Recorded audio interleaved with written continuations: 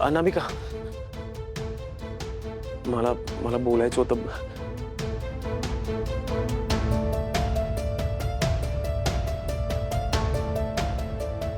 खरेदी करून आलीस तू? म्हणजे खरोखरच लग्नाची तयारी सुरू झाली तर? तुला कळतंय तू काय करतेस ते? कशाबद्दल बोलताय तुम्ही? हे हे सगळं सावलीताईंनी घेऊन दिलंय. साड्या आहे त्याच्यामध्ये. साड्यांविषयी नाही बोलत आहे मी, तुझ्याविषयी बोलतोय मी. लग्न ही फार मोठ्या जबाबदारीची गोष्ट असते. तो एक विधी नसून दोन शरीर दोन मन एकत्र येण्याचा क्षण असतो आणि या सगळ्याला तू इतक्या हलक्यात घेतेस, सहज घेतेस. तुझ्या आयुष्याचं काय? माझं आयुष्य काय आहे? माझं आयुष्य एक साधी मुलगी आहे मी. आणि तसंही ना, हे लग्न फक्त नावापुरतं आहे. या लग्नानंतर सारंग साहेबांवर माझा काही अधिकार नसणार आहे. आणि हे जे मी करते ना, ते फक्त सावलीताईंसाठी करते. त्यांच्या आयुष्यातला तो दोष लवकरात लवकर टळावा एवढीच इच्छा आहे माझी, बाकी काही नाही. आणि तुझं काय?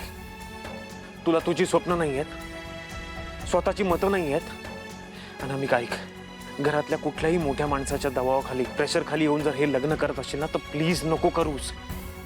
याच मोठ्या माणसाच्या प्रेशर खाली येऊन मी लग्न केलं आणि ते आजही भोगतोय मी.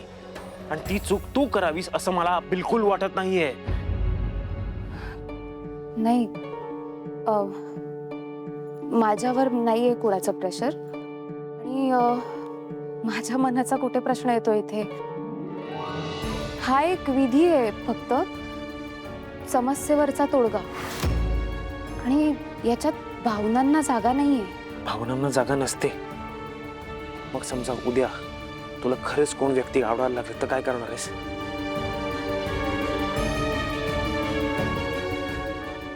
अनामिका, ऐक ना, ह्या एका छोट्या विधीसाठी तू स्वतःचं आयुष्य पणाला नको लागूस. तुला जी व्यक्ती खरंच आवडते, जिच्याशी तुझं मन जुळतं, जिच्यावर तुझं खरंच प्रेम आहे, अशा व्यक्तीशी तू लग्न करावंस असं मला वाटतं. तुला कळतं ना मी काय बोलतोय ते?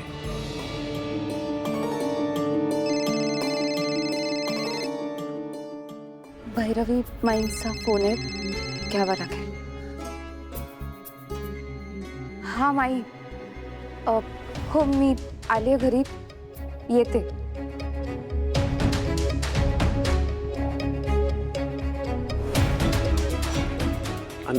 अनामिका,